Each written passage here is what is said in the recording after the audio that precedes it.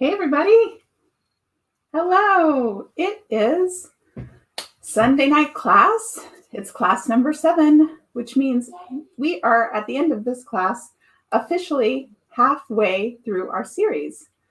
And I'm so excited that you're here. I am very excited about our topic today.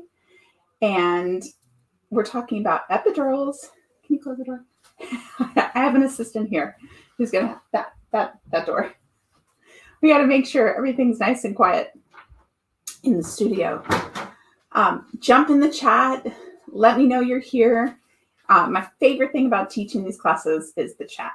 I actually was speaking with another childbirth educator last night about how do the live streams work? And she said, how do you interact? And I was trying to explain to her how great the chat is. This is my assistant who's here. Hello, everybody.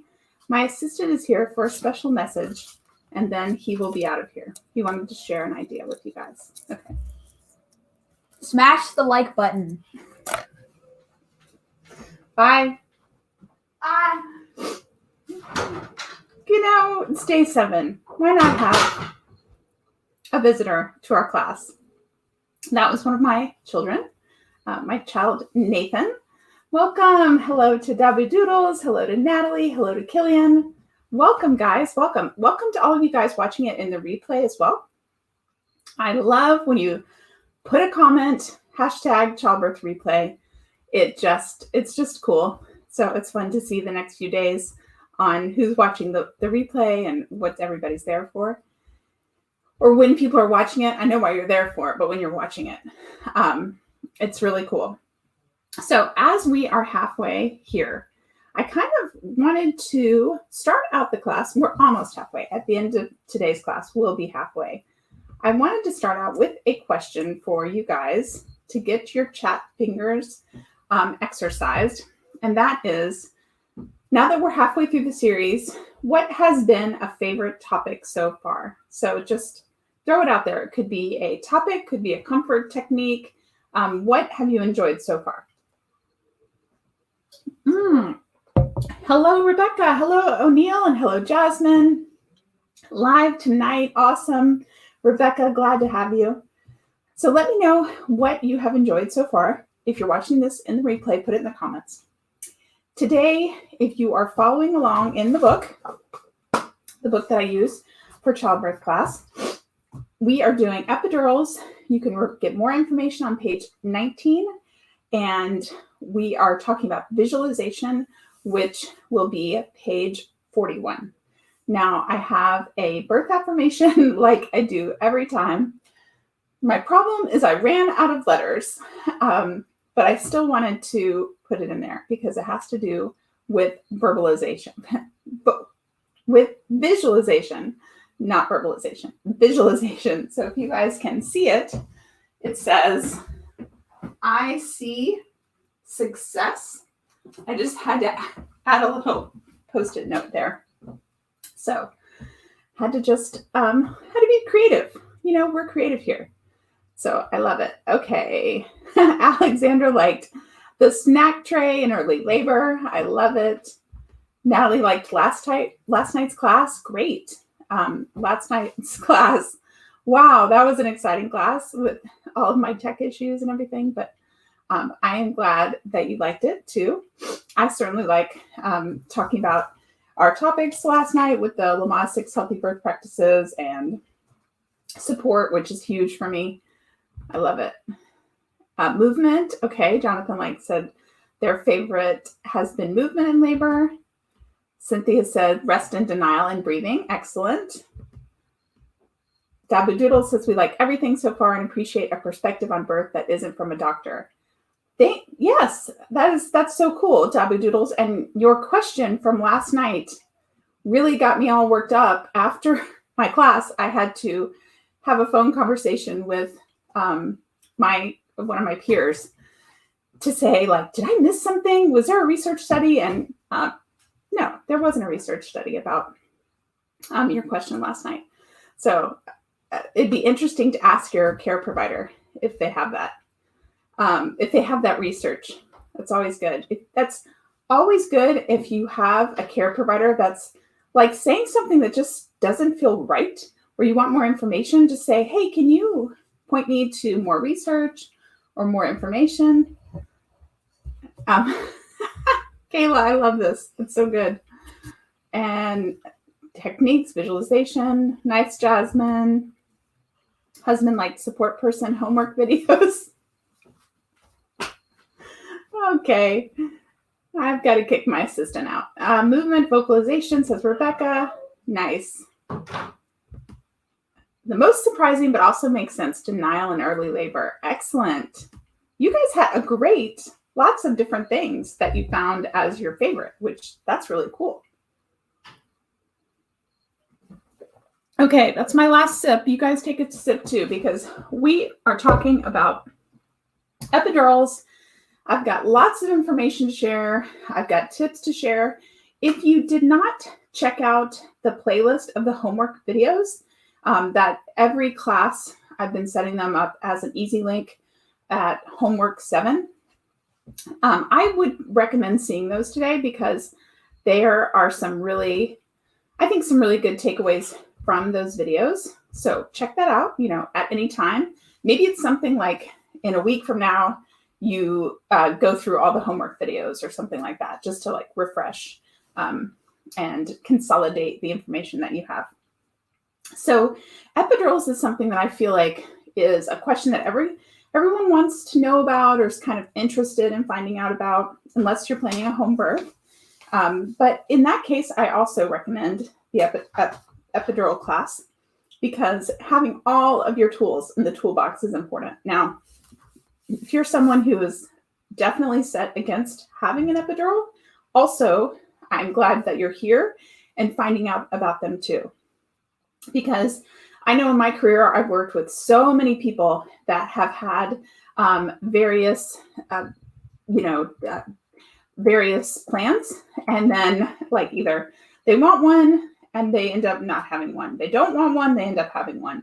They're not really sure, and it goes both ways. So it's good to have that background knowledge. Let me grab my slides. I have both slides. Let me take off that banner. I have slides today, and I have a short video that I want to share with you guys that I have permission to show in class, which is really awesome, with a real life birth story, which during labor. So it's going to be great. So we already said hello. Again, we are going to do how birth works. We're going to do coping strategies. Our practice is for after, but we are going to do questions just like every day. If you guys have questions, just throw them in the chat, and I'm going to be keeping an eye on them and trying to make sure that we cover all of them. So epidural is our big topic today. Now, what I want to make sure, my goal really, I don't want this to be a sales pitch either for an epidural or against an epidural. My goal for you really is to be able to see all sides and then have the information so that you are ready to know your preferences for it. So again, it's a tool in our toolbox.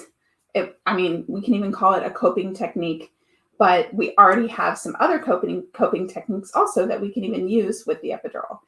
My favorite place to start with the epidural, talking about it, is really with the benefits and the risks.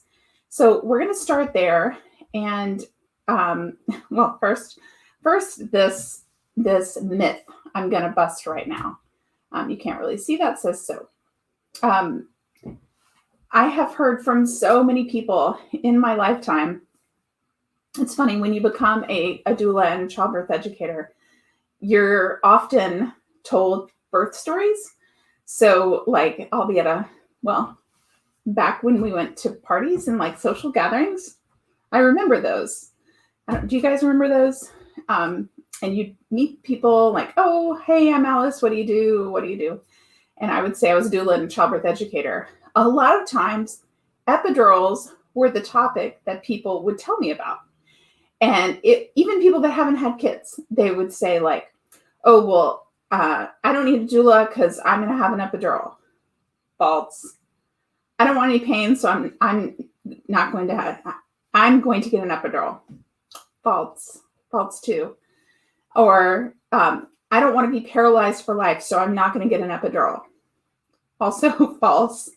Really very, very, very like crazy rare that something like that would happen. So there's a lot of these like misconceptions with epidurals. So I love to start with the benefits and the risks. And then we're going to kind of back into how they work, the actual kind of just nuts and bolts of getting an epidural from the time that you think, I think I might want one, to the time that you are feeling relief from them. So I'm starting with the risks. It's the bad news first, but I want you to know that I almost put possible risks, and then I realized, no, that's what risks are. Risks are possible. So I actually ordered them pretty, they're not necessarily most common to least common, but the first one, low blood pressure, I would say, is the most common thing with an epidural. So let's back up a bit. Epidurals, when they are administered, one of the biggest risks is having your blood pressure kind of just plummet. So note to self, if you are somebody who has low blood pressure anyway, this could be like an added risk for you. If you already know that you have low blood pressure, this is going to be more of a risk that you'll have a plummet. Now, your care team does a lot to try to prevent that risk really affecting you. So you usually have to have a full bag of IV fluid before you get an epidural. Then after you get the epidural, you have to have your blood pressure monitored very regularly. So it starts off like every 5 minutes, and then if your blood pressure is okay, then it goes, it spaces out 10 minutes, 15, blah, blah, blah, blah. But because the low blood pressure is so common and it happens almost immediately, that's what's, it can be difficult because it is like a lot of action right at once. If you're going to have a low blood pressure problem with an epidural, it happens within the first, I would say, like 15-ish minutes of getting the epidural, 15 to 30 minutes of getting the epidural. So it can be a lot kind of going on in your room with your body. It can be a little bit shocking. So low blood pressure is a risk. Now you might be wondering, like, is anyone thinking like low blood pressure is a good thing, right? Does anyone let me know in the chat if anyone's having that thought? Because usually what we're worried about all the time is high blood pressure, right? So when we see low blood pressure, it's like, why is that bad? And the reason that we don't want low blood pressure is that at all times, our body is circulating our blood through our body oxygenating, going to the placenta. The placenta is giving oxygen to the baby, and the baby, is giving waste nutrients through the blood, blah, blah, blah. That's all going together, right? Low blood pressure actually affects that circulation. So the baby is not getting that proper oxygenation, and it can be dangerous for the baby. So we actually, now if you just have low blood pressure in general, like it's not necessarily a issue, but it can get to a point where it does become an issue if it's low enough. Okay. So that's important to know. If you have low blood pressure, the good news about this particular risk is that they can give you something to raise your blood pressure. So they give a drug via your IV, and it can bring your heart rate up, and your heart rate up increases your blood pressure. So good news is that usually it can be resolved. Sometimes it's a bit of a whirlwind. sometimes when we see low blood pressure and we see the baby, remember the fetal heart rate monitors, and we see that baby's not doing well, sometimes we will have extra nurses come in, like flip you around, try to get in a different position. And it can be a lot at once. And so sometimes I've seen people like really get overwhelmed by that happening. So we try to talk through it before we get an epidural. Kayla, this is a great idea. Could it help with high blood pressure? Yeah, sometimes it can help with high blood pressure. That if you have high blood pressure in labor and then you get an epidural and it lowers to more of a normal blood pressure, yeah, sometimes that can help. That's a great question. Thank you for asking that. That's important. I am going to pause right here. Because this low blood pressure thing, because it is most common, this is where I want to share the video with you. So let me set up the video. This is a birth vlog that is public on YouTube. And a few weeks back, can't remember when, I actually did a video where I watched the birth vlog and reaction video and like tried to teach some lessons from it. So Amanda Daniels and her partner, Nathan, and this is their birth video. So we are actually going to join them right after she gets an epidural, and she is explaining about sort of the chain of events that happened with her and her thoughts about the epidural. I want you to notice that she has like a yellow sort of plastic thing on her shoulder, on the shoulder that's not on the bed, I think. And that is the end of the catheter from the epidural. And that is what is like hooked up to machine so that there's continuous epidural medicine. It's just something to notice. Okay, let me get that video queued up. And I am going to put it in theater mode. And you know what? Give me 1 second, because I am afraid that I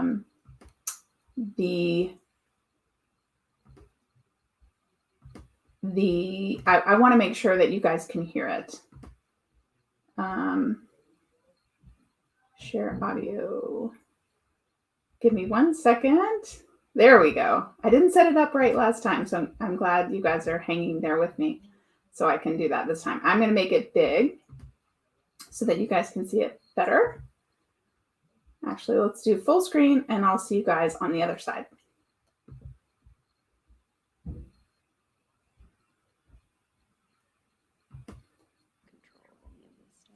When I got here, I was having really painful contractions, and if you know me at all, you know that I'm all about natural health and wellness. And I had made the decision early on to deliver at a birthing center and do it all natural. And those plans changed really quickly when, today happened. So we came to the hospital and I made the decision to get an epidural, which is crazy. I never thought that would even cross my mind, and it did. And that's okay. I'm learning just to give myself grace in that. But the crazy thing is, I was so scared of the stupid epidural just because of the possible complications, and I never take medication, and so I just didn't know how my body would react. It was just really overwhelming. The doctor was great, or the anesthesiologist was great.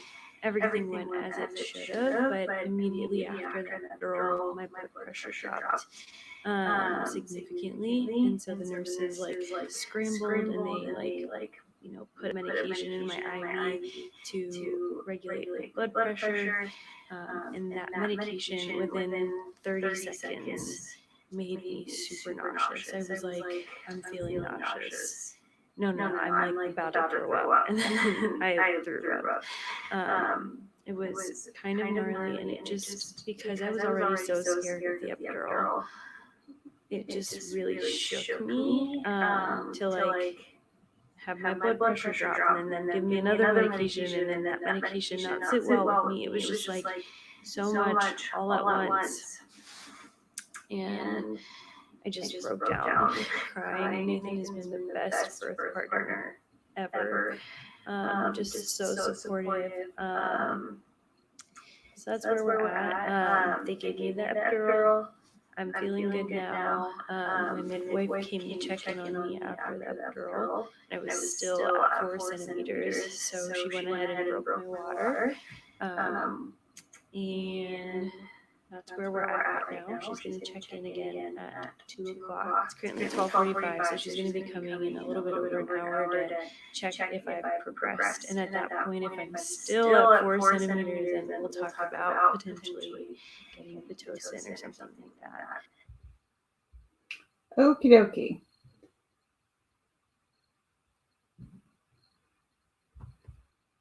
So that was, what'd you guys think? It's the first time I've shared a video in class. Let me know. Did that seem, was that a helpful seeing a real life situation?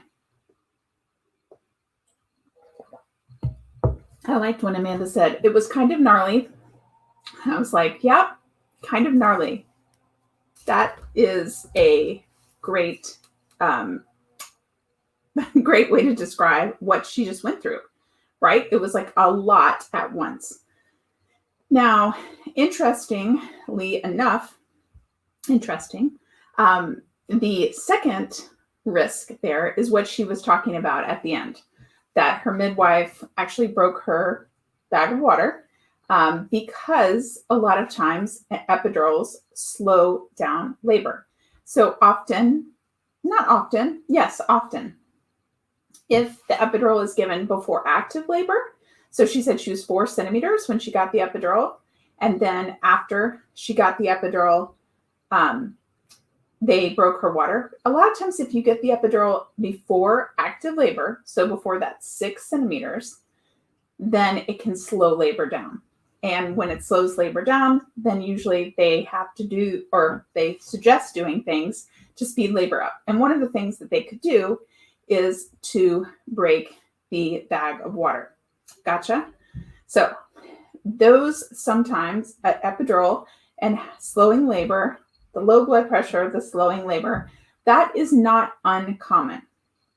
Yeah. Natalie says, I like how she went with what needed to happen and what was best for her in the moment.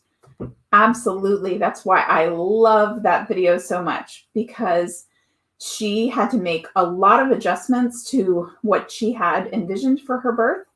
And she really had to just kind of roll with it and go through changing up, which she did just beautifully.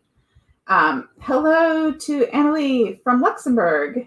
Hello.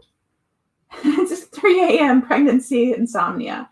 Well, welcome. I remember pregnancy insomnia. It is very hard. So I'm glad that you're here joining us live in the US, over in the West Coast of the US, and wherever everyone else is from. That's so fun. Okay. I didn't put on here nausea, and that is more common with the medicine that's given for low blood pressure than the epidural in general. But itching is a common side effect of the epidural. So just like, itching, a lot of people are like itching their chest area is where most of the itching happens. They can also give you a medicine for itching that kind of helps, but doesn't always take away the itching. So number 4, Rachel, good question. I thought an epidural can potentially speed up labor. That is true. And I'm going to mention that on the benefits. So it's weird, right? Like flip of the coin. Is this labor, is the epidural going to slow things down or speed things up? So I'm going to talk about how we can try to predict that. So great question.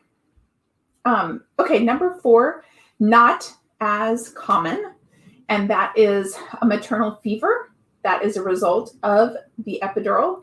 The hard part about that is that when you have a fever in a maternal fever, that can increase the baby's heart rate, which can be worrisome. And also it requires antibiotics because they don't know if you have a fever from an infection or a fever from the epidural. So they just need to treat with antibiotics. So it's kind of it's a little bit tricky. Fever also kind of makes you feel bad, right? So that can kind of be a little bit rough. The next one is more intervention, which is kind of what we've said already, but I want to talk about a couple of things that are required with an epidural. And I'm going to go through these again when we just do the how, so you'll hear them twice. But with an epidural, usually you definitely always have to have a continuous IV.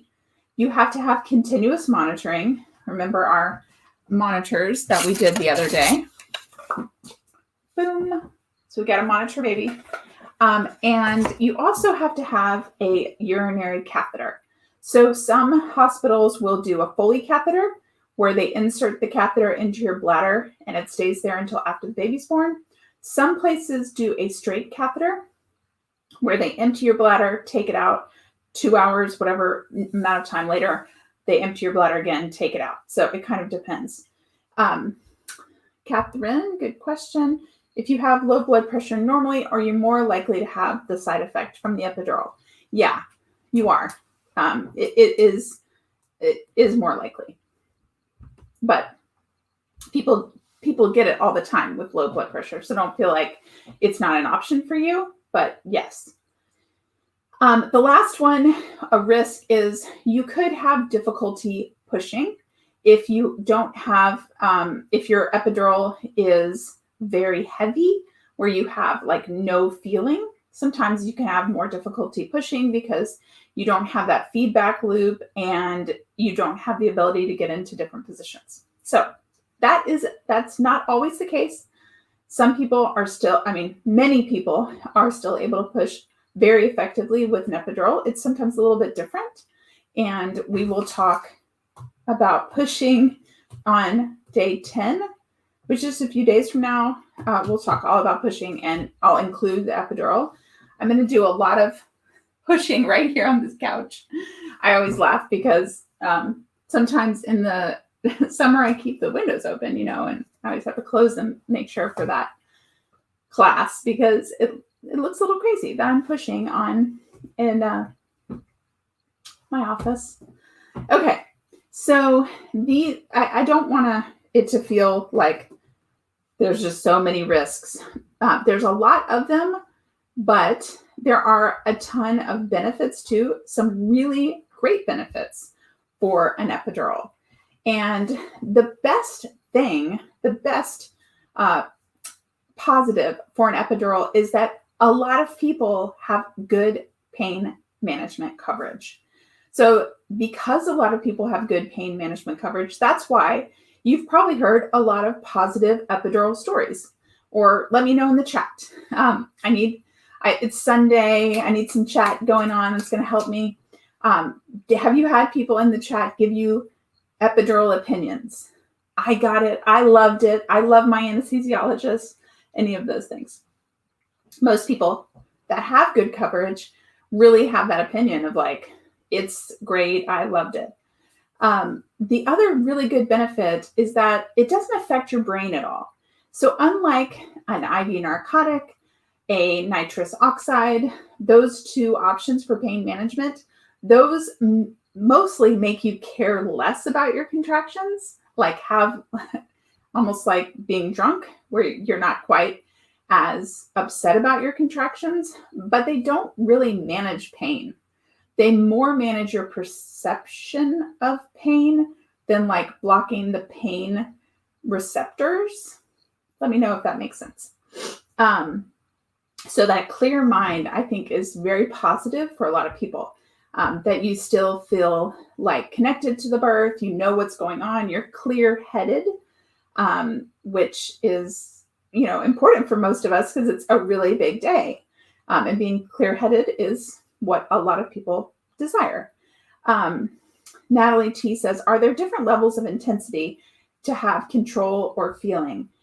Yeah, so I think what you're asking is, like, can you ask for a lighter version of the epidural or a heavier version of the epidural?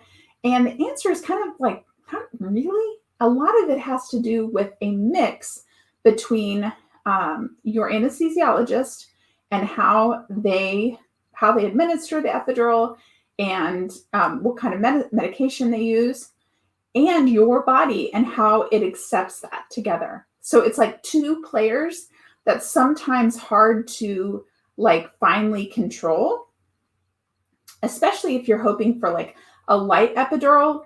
It is that can be trickier because we don't really know, or the doctors don't really know how it's going to affect your particular body. So that's a great question. Okay, so Kiana says that I thank you for sharing an epidural story. Sister got an epidural and she was happy to have the option, and she had a 9.2-pound baby. Awesome. That's great. Catherine says, I've heard a lot of positive stories from people who have had epidurals. My mom delivered both with and without, and she had the epidural made things way easier for her.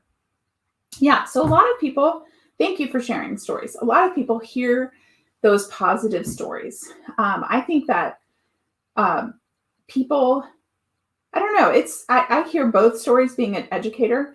So I definitely hear the horror stories of my epidural didn't work, and we're going to talk about those. But definitely the positive ones too. So people like to share a lot of times. Okay, another benefit, which is a big one, and the next two I feel like kind of go together, is that with the epidural, it's the only time usually, I mean, I've seen people sleep in natural unmedicated births, but it's rare. That is rare. When with an epidural, a lot of times it gives you the time, the ability to both sleep and allow your body to relax. So the limp and loosen labor that we're all working for, right? The open, the loose, the loosey-goosey that we're hoping for, the epidural kind of just is like a light switch that just goes blink and does it for us.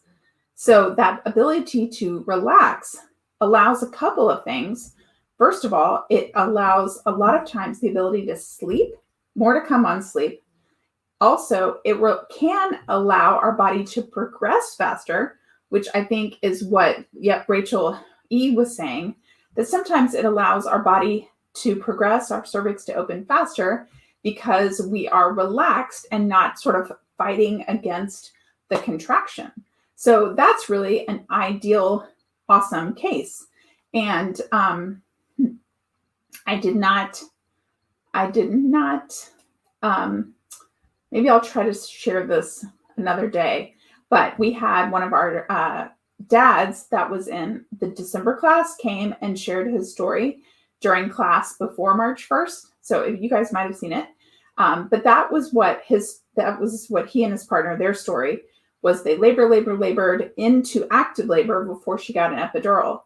As soon as she got the epidural, they took a nap for like an hour and a half or something, and then she was ready to push. So it didn't slow down labor. It just relaxed and allowed things to speed up. So that can be a great benefit. And then the other benefit is that it is fairly quick acting, fairly quick. The time between when you ask for it and when you have relief from it varies really by your hospital, whether they have a lot of anesthesiologists, available, they're quick. Not a lot of people in the hospital are waiting for the anesthesiologist. And those kind of just like hospital management can affect the time. But as far as, let's say that's not a factor, if there's an anesthesiologist like standing outside your door ready to go whenever you're ready, then the timing is usually ready for an epidural. If you don't have an IV port started, they'd have to start that, or they'd have to, if you have one already started, they'd have to hook up saline, and then you'd have to have a whole bag, which varies on how fast they're running it. Could be 25 minutes, could be 35 minutes, something around there. Then the anesthesiologist would come in, start the procedure. The procedure lasts about 15 to 20 minutes.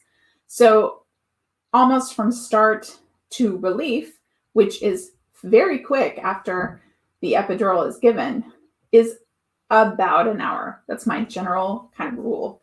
About an hour. Could be a lot slower depending upon your hospital, and it could be faster if, I'm saying this in all truthfulness, I've seen some nurses skip getting that whole bag in, which I do not recommend. I think they should follow their hospital policy, get the whole bag in so that we can decrease that risk of low blood pressure.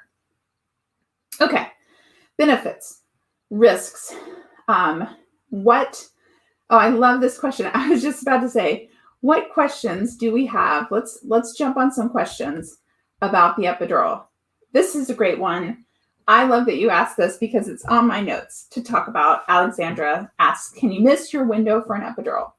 The good news is that at modern hospitals, as long as you're not in a rural hospital where you don't have access to an anesthesiologist all the time, you have a totally wide open window for an epidural. This has changed. So if you talk to someone who gave birth 20 years ago or before that, you might hear different. So if you talk to like your parents or something, they might have a different story, like, oh, you have to get it during a certain time. That's not the case anymore. I have actually personally witnessed people getting an epidural really in early labor, like at the beginning of an induction, 1 centimeter dilated, 2 centimeters dilated, getting an epidural. And I've actually worked with a couple clients now who ended up getting an epidural at the pushing phase. Not very common to get it at the pushing phase. And it also doesn't relieve all the pressure that happens with pushing, but I have seen that. So it is a huge, huge amount of time that you can get an epidural, which is lovely. I love that. When there was a window, I feel like people would like get them early because they didn't want to miss the window. That's actually what I did with my first. We had a window and my nurse kept saying, well, you should get it now because you don't want to wait too long. You don't want to wait too long. So I was like, okay, I'll get it now. But it wasn't really when I wanted it. So no window, great question. Dabadoodles says, how long does the epidural last? How long will I be numb after receiving it at birth? Great question. So that yellow catheter, top of the catheter that I was showing you guys, or pointed out on Amanda's birth video, that is actually the bottom or the top of the catheter, and it is connected to a machine that gives a continuous flow of medicine. So the way that an epidural is given, they give, well, let me speak to that, but the actual sort of process of it, but the medicine is continuous. You can always ask them to turn it off. Not many people do. That's not common, but that continuous flow. And then sometimes people do ask for it to be turned down when it's time to push. You have that ability. And then the numbing effects generally are worn off by about 2-ish hours. But the ability to kind of like walk on your own, stand up, take a shower, which that first shower after birth is like amazing. That can take 3-4 hours depending upon your body. So it really depends on the body and the hospital. When they take out the catheter, so it's taped into your back, a long, thin catheter. It's almost like it's bigger than a thread. It's in between a thread and maybe like a fishing wire ish. Yeah, I'm saying ish a lot tonight. I'm not sure why. They take that out usually in your recovery room. If your hospital moves you from labor and delivery to postpartum, usually they take it out in postpartum. But some hospitals you recover in the room you gave birth in and have postpartum there. It's kind of depends on the facility. But a few hours for it to wear off and get out of your system enough that you can walk unsupported. Great questions. Okay. I want to talk about how it happens just briefly. If you want more information about like the real mechanics of the epidural, there are some great epidural animations on YouTube that I recommend. And in the book, of course, it gives more information about where the needle goes and the catheter. The procedure, the hard thing about the procedure is that the anesthesiologist needs you to be still, and you have to have a curled up position, kind of like a shrimp, kind of curled back. So they ask you usually to sit on the side of the bed and curl up, kind of like really bad posture.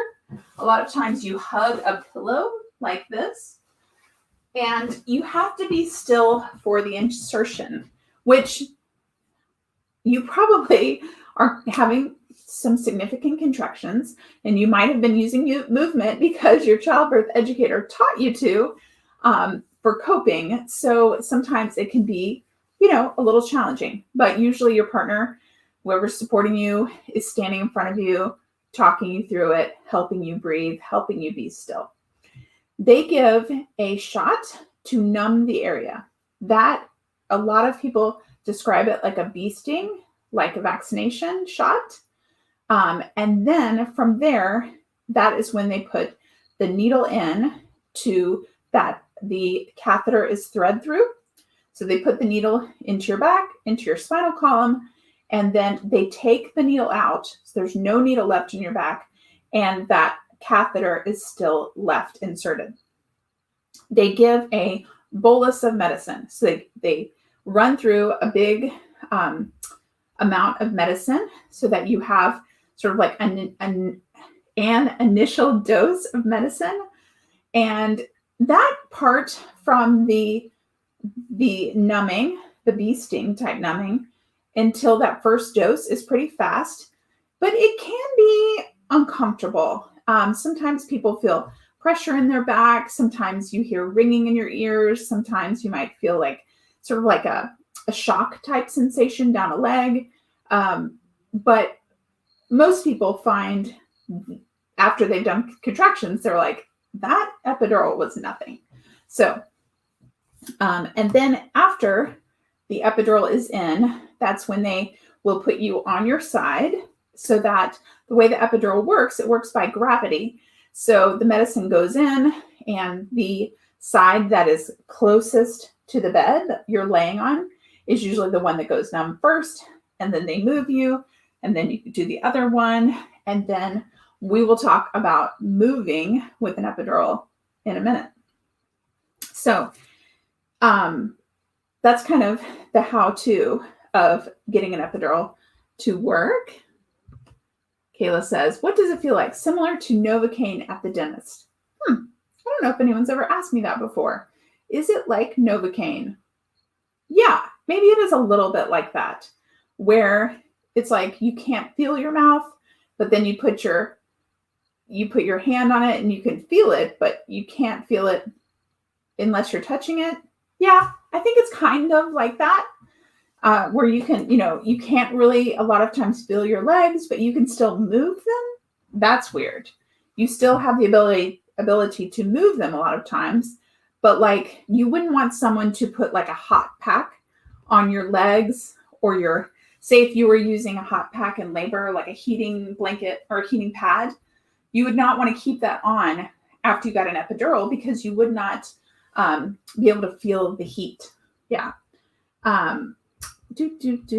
Strange question. Okay. I love a strange question. I'm leaning towards no epidural. Are there any medical reasons why I should accept the epidural? Or is it always a personal choice for non-medical reasons? That is not a strange question, Rachel. That is like one of the most common questions. I love it. Good question.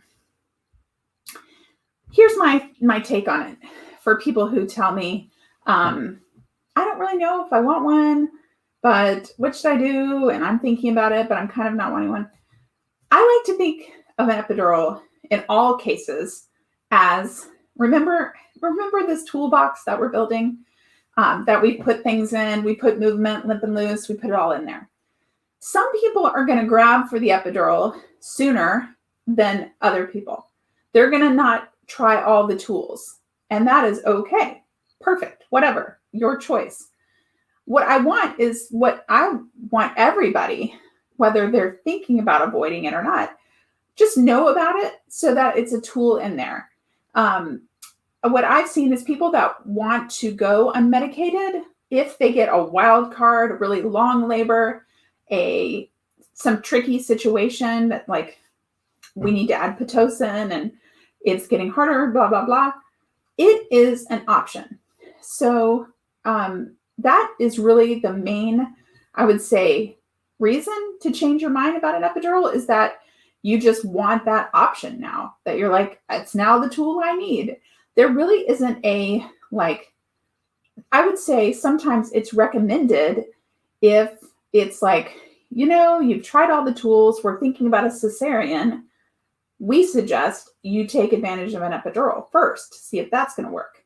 I would say that would be like a medical reason to accept an epidural, that the epidural might get you to a vaginal birth.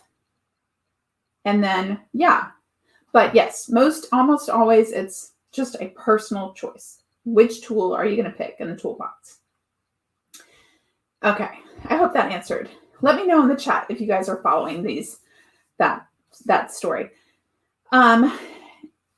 Alexandra, this is a hard question. Is the baby impacted by an epidural? So this is not something that you're going to find, like if you start researching this, you're going to find contradictory information on this topic.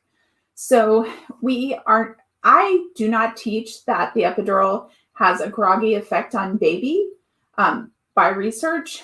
However, I've witnessed it myself if baby is exposed to a long epidural, so an epidural that has been in for many hours, 12 hours, 14 hours. Sometimes I personally have seen it, but it's not based on research. So it's one of those anecdotal things that is probably depends on your baby, depends on your body. So I would say most people don't avoid an epidural for that reason, but some people do because they, just like that. That's a preference.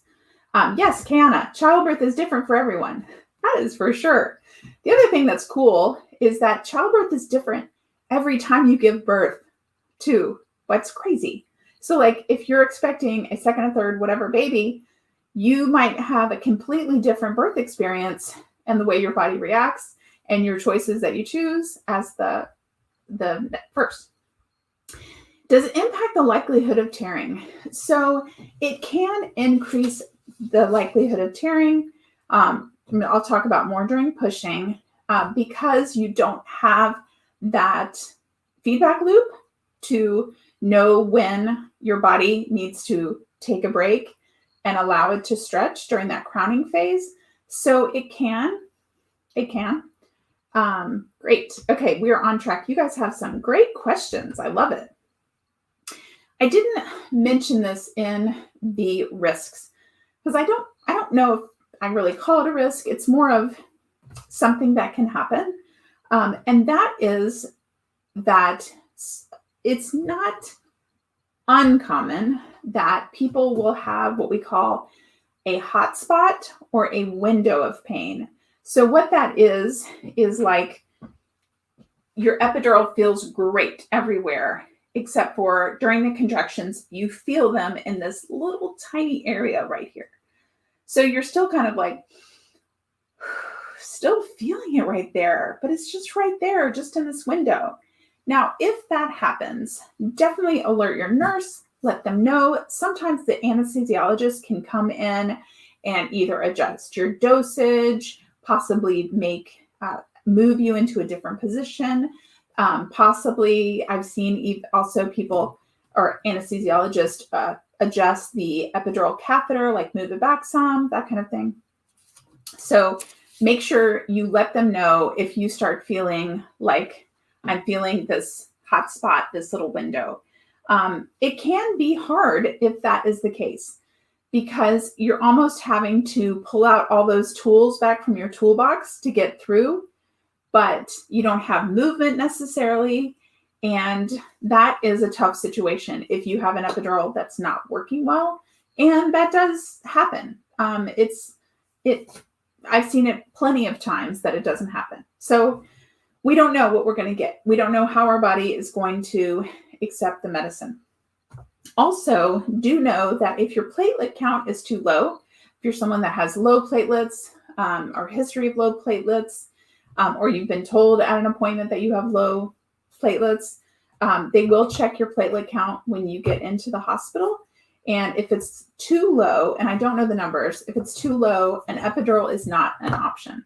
So, which is why I want everybody to attend childbirth class. So you guys are all getting high fives for being here and loading up your toolbox with all of the ideas. Okay. I get really into these topics and I look at the clock and it's like, geez, 50 minutes in. Okay. I've got some random tips for you. I'm going to just start firing them off. Speed round. Number 1, go to the bathroom right before you get an epidural, like the last minute. Like get out of bed, whatever you're doing, go to the bathroom. Empty your bladder. That will help with the catheter. You have to get a catheter later, or they'll do less catheterization. Always good to go to the bathroom first. Next, sleep. Sleep, sleep, sleep. If you have one takeaway from this epidural topic, it is that if you get an epidural, your job is to sleep. It's not to chat. It's not to, watch a movie. It's not to talk to the nurses. It's not to talk to your partner. Both people, partner, birthing person, sleep. I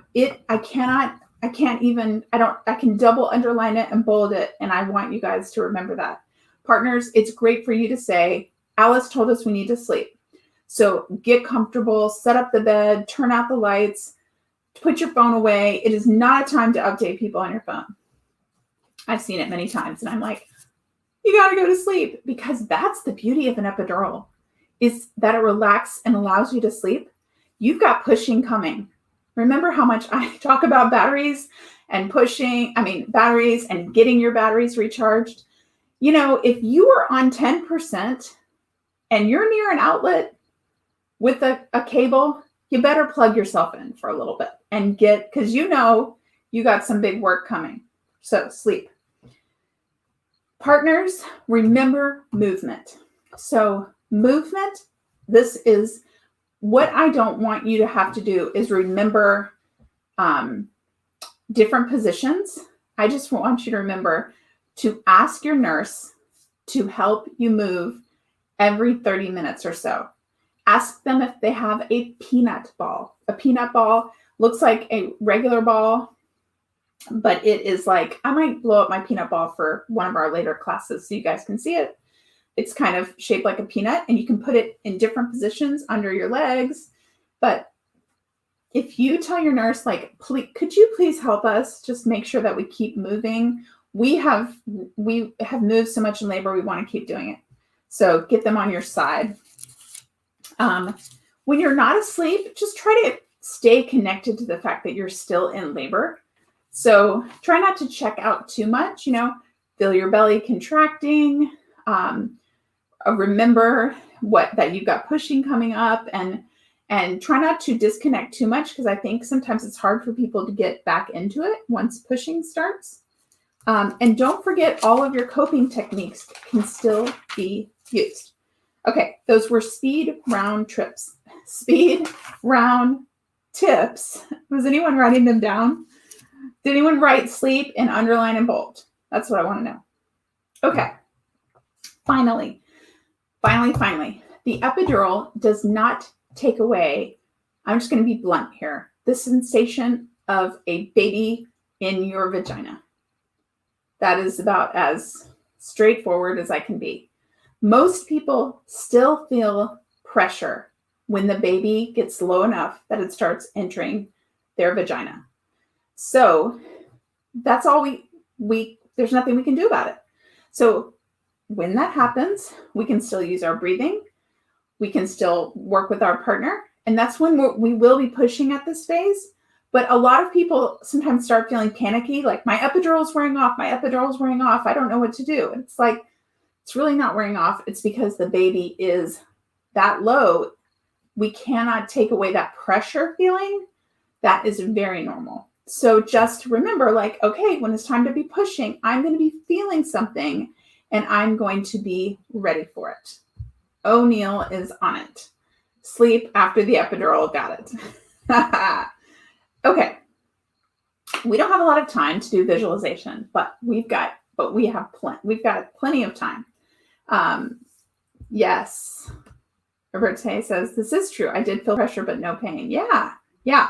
Very common. Okay. Epidural. I went through it fast. I hope that you guys got a lot out of it. Again, page 19, more information. And if you have more questions, you can always put them in the comments, especially you replay viewers as well. Okay, what else? Visualization. Visualization is another tool for our toolbox. Sometimes people call it daydreaming as an alternative to visualization. It's basically the same thing. What I like to refer to it as a strategy to give your mind a job. So walk through this with me for a second. Have you ever experienced pain? You have a urinary tract infection. You broke a bone. These are just examples. You slammed your fingers in the car door. You stubbed your toe really hard. You're seeing stars. Pain. Your mind goes right to the pain, right? Where it's like, oh, this is hurting. This is hurting. Oh my gosh, this is never going to end. And you almost have those eyes like darting around, like you want to escape, like, oh, right? Can you imagine this scenario?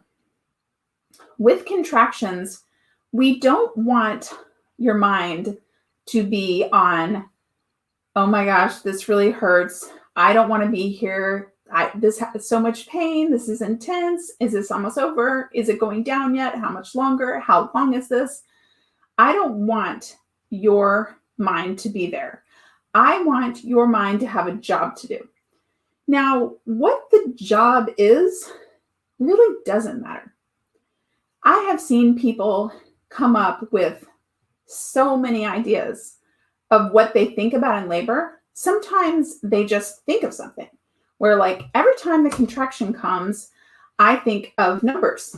I had this client that loved to do math, and she was trying to think of like even numbers. She was like 2, 4. She was picturing them in her mind. Number 2, number 4, whatever.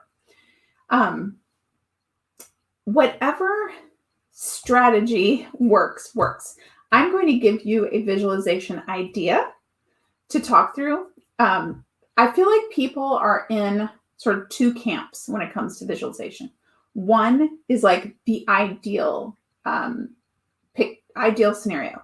If anybody has ever done a guided meditation, a guided visualization, sometimes they'll say something like, think of a place that brings you peace. You're walking there. What do you see? How does it feel on your skin? Do you smell things? And kind of walks you through something to picture in your mind. Those are sort of work for a lot of people, the ideal. I'm of the other camp. I love the ideal, but I feel like in labor, the familiar is sometimes easier for people. So my best example is from one of my closest friends. She lets me share, and I was her doula, and we worked on visualization. We worked on, that's a tool, whatever. In labor, when her contractions started getting strong, she closed her eyes, breathed, and she pictured getting out of her car at her Publix grocery store shopping center. She walked up. She pictured getting the wiping off the handle on the shopping cart, pulling it out. She knew the store really well because this was not her first baby. She actually had other children that she was always shopping. She would go to the deli, she would get hummus, she would get her baguette. She would, she pictured herself going, and that was what she did in labor. And if she had a really long labor, she said she would get like halfway through to like the canned goods where she sort of didn't know it as well. And she pictured like starting over again with her basket in the front and starting through the beginning again.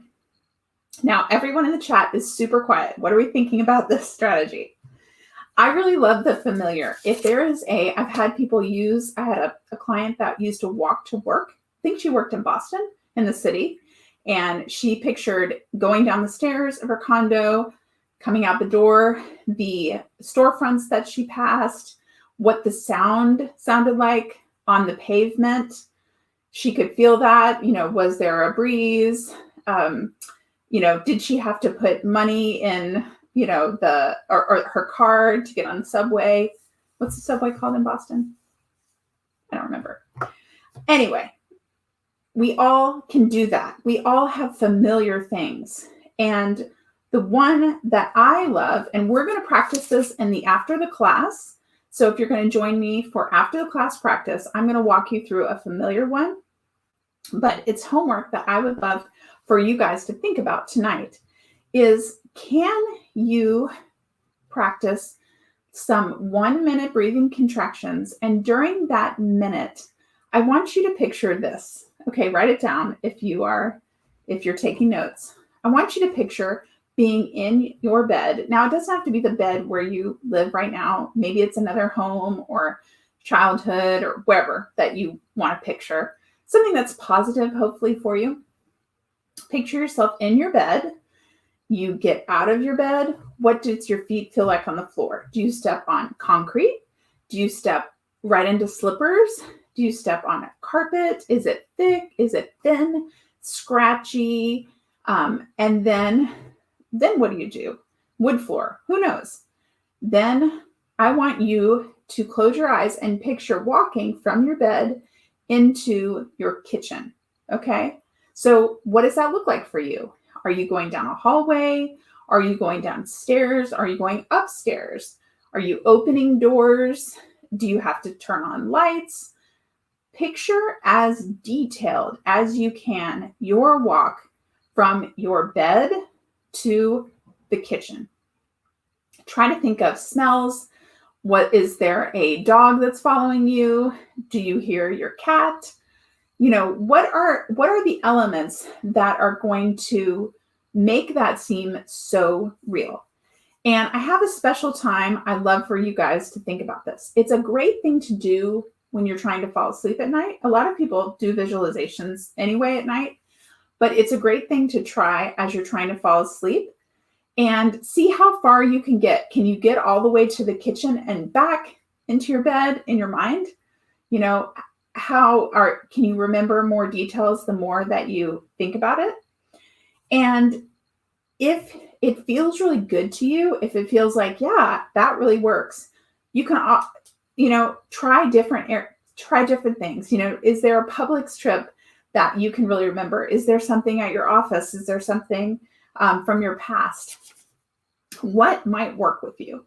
And then if you find something that you feel like you can use for visualization, I want you to let your partner know, because here's how it goes. You're in labor. You're doing all of your movement, breathing, and then it gets hard. Whoa, it's really hard. This is different. This is a stronger one. You tell your partner it's a stronger partner. You say, hey, during the next one, I want you to go to Publix or whatever. I want you to go to the kitchen. So when the next one starts, picture yourself. How is it going to start? Try to give them that idea, suggest, like, use visualization. So I see a couple love that. Visualizing something familiar. Awesome. Great. What do we think? Can you guys picture using that in labor, and how giving your mind that job can be helpful? Drink some water. if you're watching along. I hope that if it doesn't feel like something that you're going to use, I want you to, play around with it. Try it out some. See if it is something that might just work, right? Another tool for the toolbox. Okay, if you want to practice with me after the class, oops, my banner.